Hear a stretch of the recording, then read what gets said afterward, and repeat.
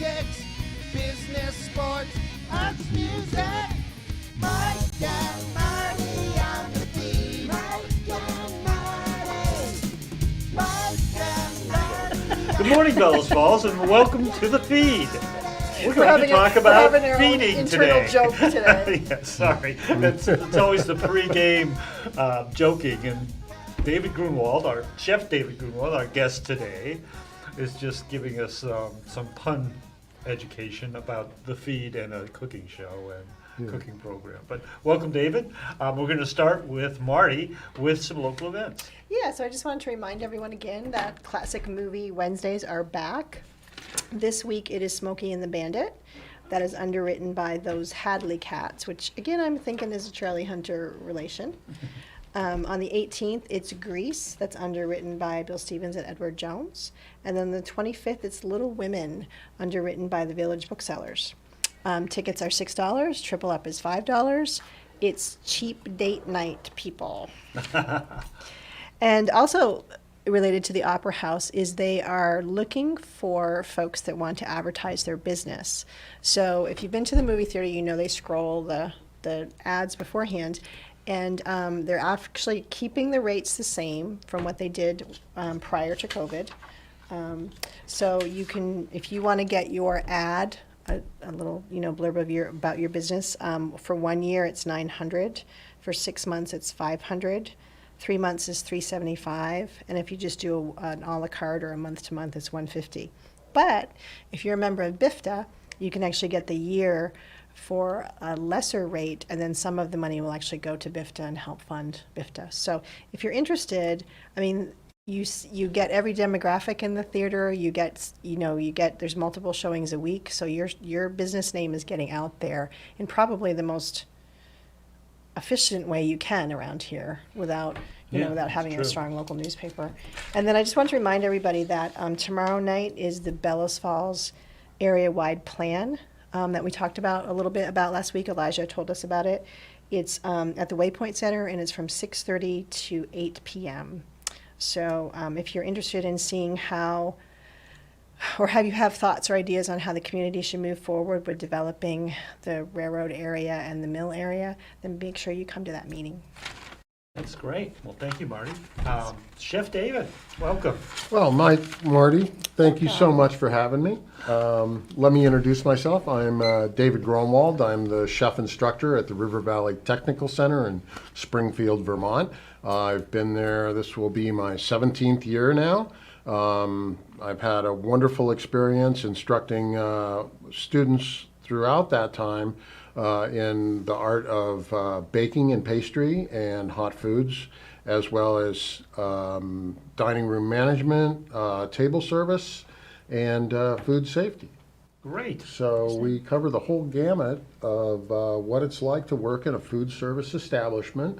As you know, the River Valley Tech Center is work-based learning. We prepare the young students to go out into the field and be able to get a job in the industry. Many of my students are very passionate about food, and that feels like that's the way they want to go with their careers. And I'm there to help them, move them along, give them some certain skills, and hopefully they can continue their education at post-secondary schools and other further establishments down the line. The program has had great success in the past. In the last 3 years, we signed on with National Restaurant Association with the demise of the New England Culinary Institute.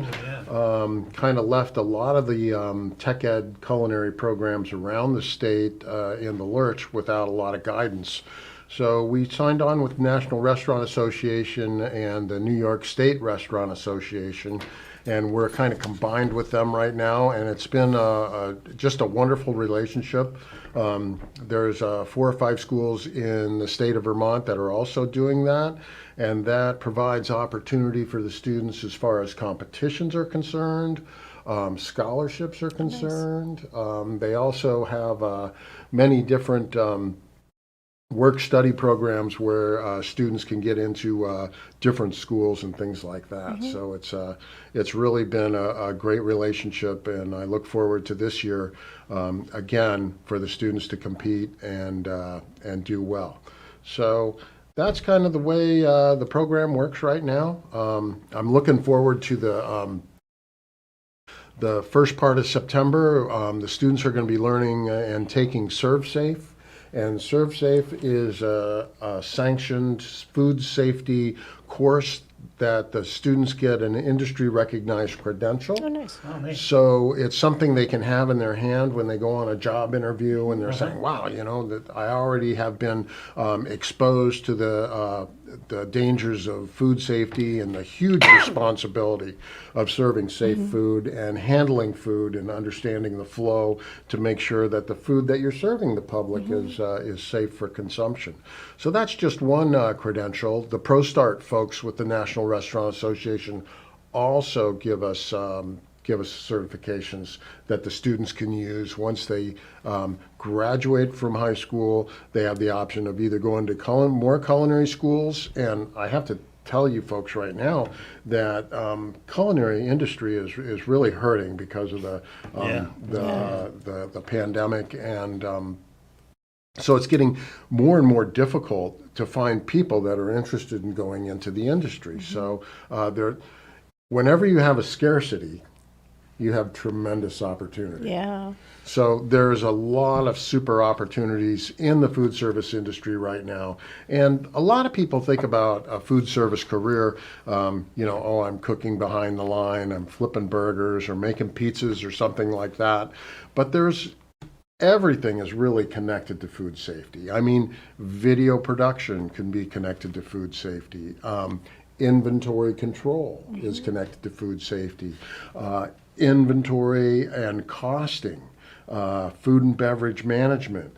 One of the credits that the students receive when they take the culinary program, the 2-year program at the Tech Center, is a math credit. And the math credit they get is deriving the raw materials and finding out how much the labor cost, how much the energy cost, all the prime costs that are involved in preparing the food and bringing it up, and what to charge for that particular product. Yeah, that's a good skill set. We have a little promo video that you guys Yeah. gave us. Why don't we show that, and then we'll come back and ask you some questions. Great.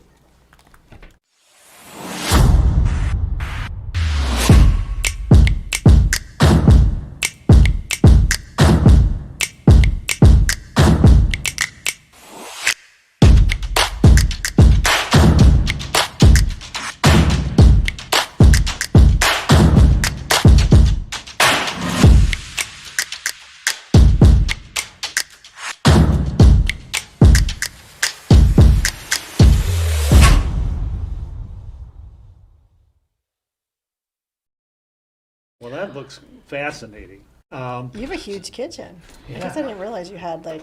One of the I just- benefits about the Tech Center is the size of the kitchen. Yeah. And when we were hit with the pandemic and the restrictions of social distancing last year, one of the great saving graces of the culinary program was the size of the kitchen. So the students were able to set up their stations, be the appropriate distance apart, work on their projects, work on their disciplines, and still have a meaningful educational experience in there. It gave you some chances to exercise too, right? For a chef, I've really got the best job that there could ever be. There are so many chefs out there right now, and I have to speak to my advisory board. I have a terrific advisory board of area chefs that are always calling and asking, do you have anybody? Do you have anybody that can come and work? How about you? I know Chef John up at Leslie's there wants me to come and work, and I'm just like, there's always something that gets in the way. But I have to say, the 17 years that I was in the business, it is not a career path for the faint of heart. It is not. It is action all the time. You're on your feet from the moment you walk in the door to the moment you leave. It's not 8 hours. It's until the job is finished, which many times can go beyond 8 hours. It's methodical.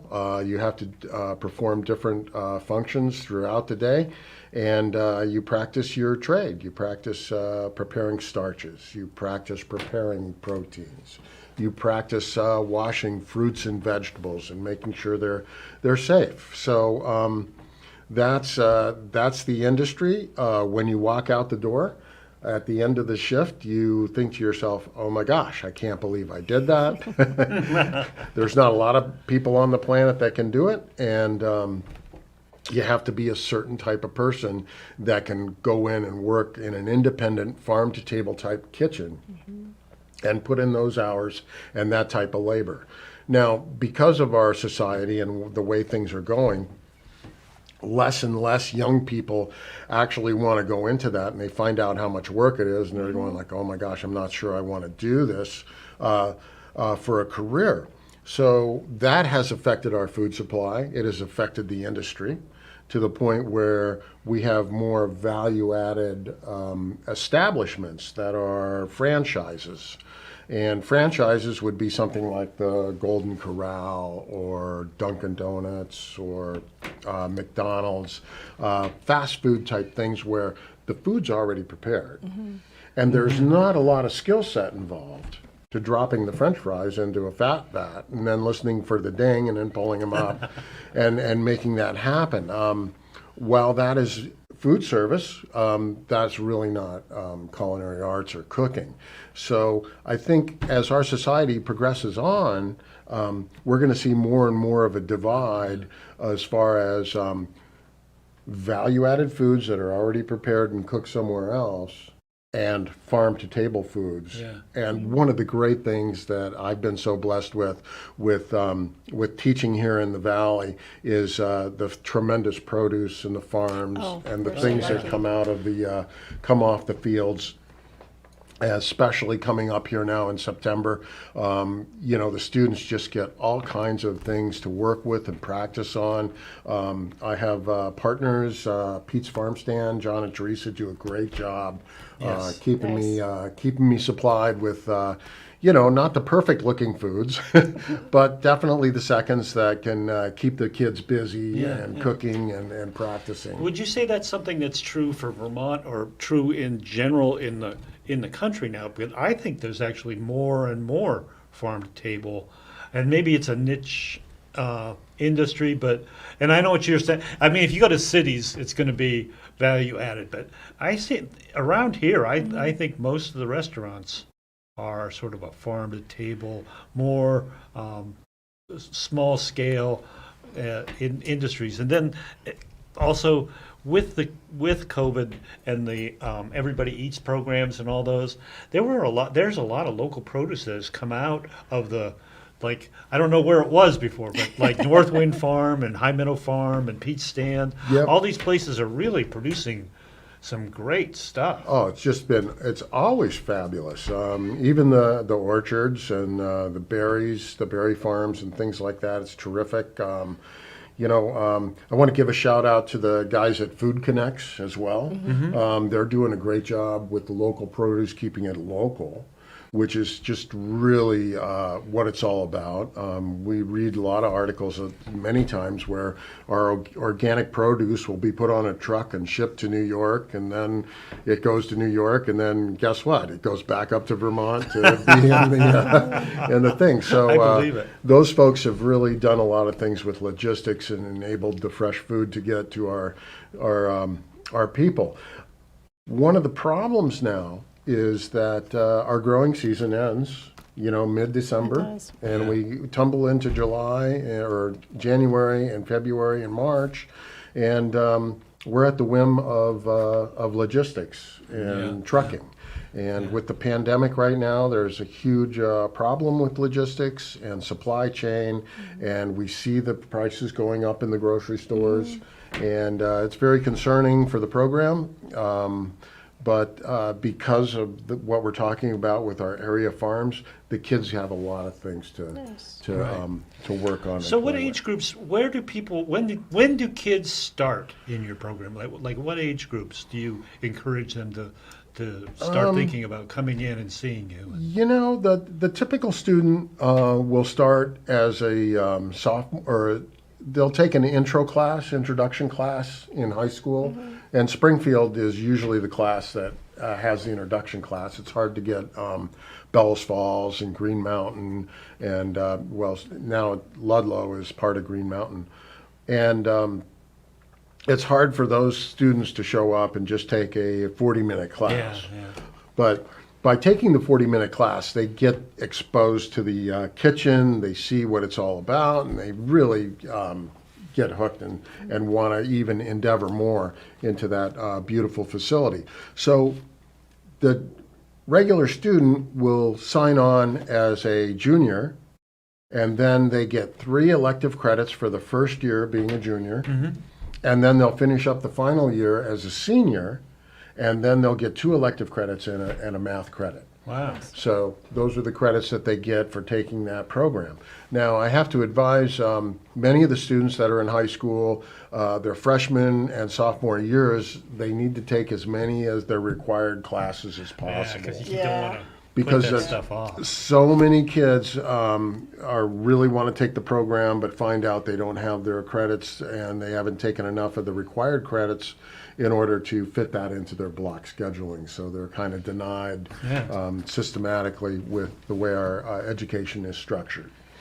So they really want to think about that as far as that goes. But So your class, like if you sort of describe a day of class to me, like how many people are in a class and then how long do they spend in a class a day?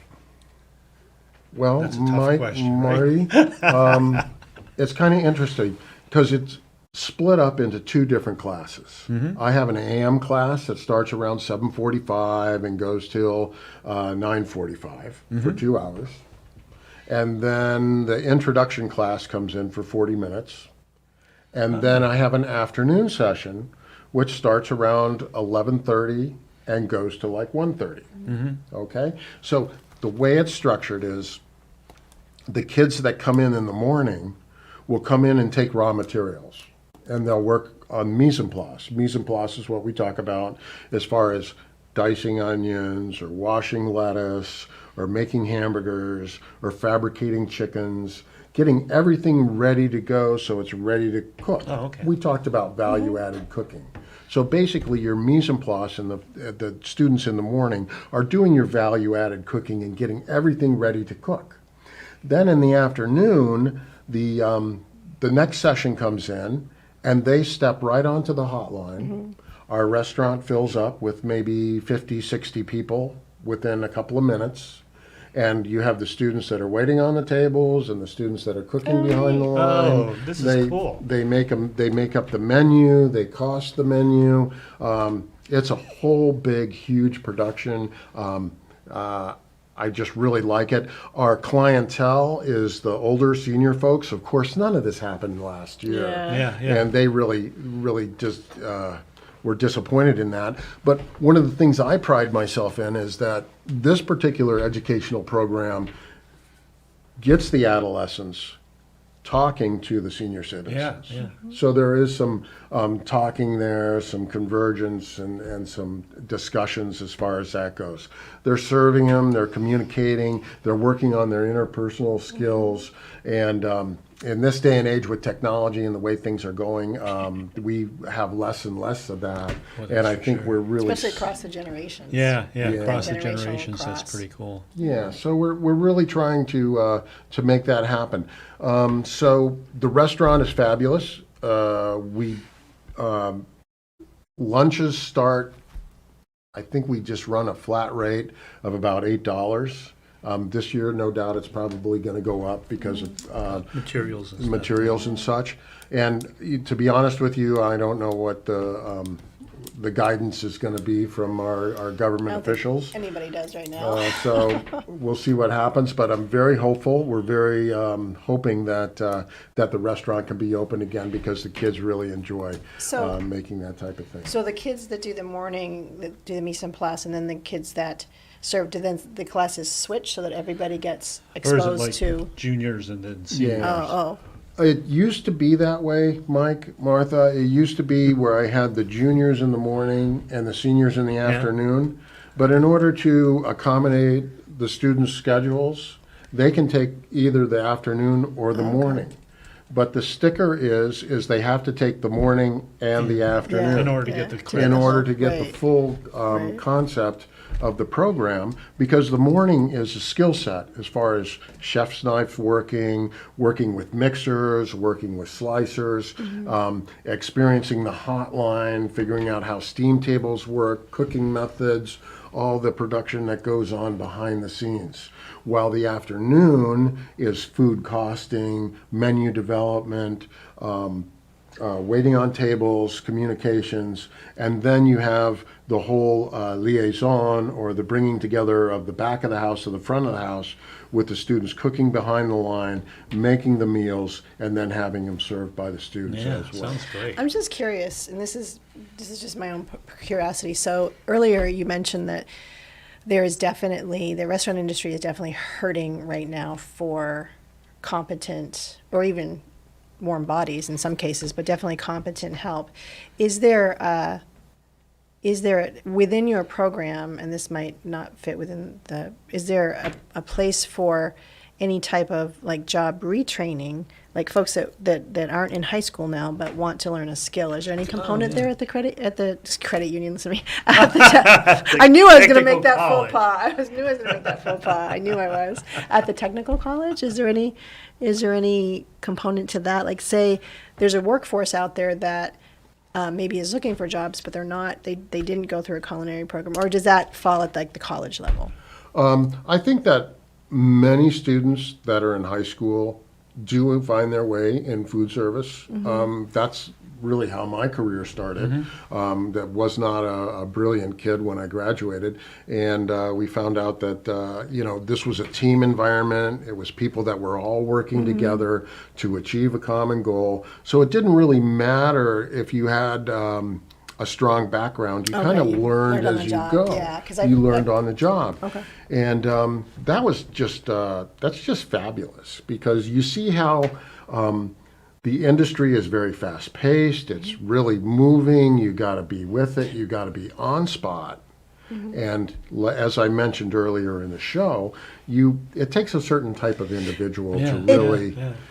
It does, and I think, well, from all aspects of it, having worked on the front of the house in the restaurant industry, there's also a certain, just so that people don't get discouraged when you talked about how many hours it is and all that stuff, there's a certain, like, I don't know, you get a certain vibe going, there's a certain energy that gets going when the back of the house, the line and the food's coming out and the servers are getting it and people are happy, and there's just a certain, I don't know. It's hard to describe that kind of like everything's going really well. It doesn't always Right. happen that way. Sometimes you get in the Yeah. weeds, but there's something about that you don't maybe Yeah. get sometimes from other careers. It's controlled chaos. Yeah, yeah. Sometimes it's really Is what fun. it was. Sometimes it's not. Before my last job in the industry was at the Old Red Mill up in Wilmington, Vermont, and it was not uncommon to go in there during the ski season and serve 400 to 450 been nuts. Can't even meals. imagine. And it was just a dynamic that, the servers made all kinds of money on tips.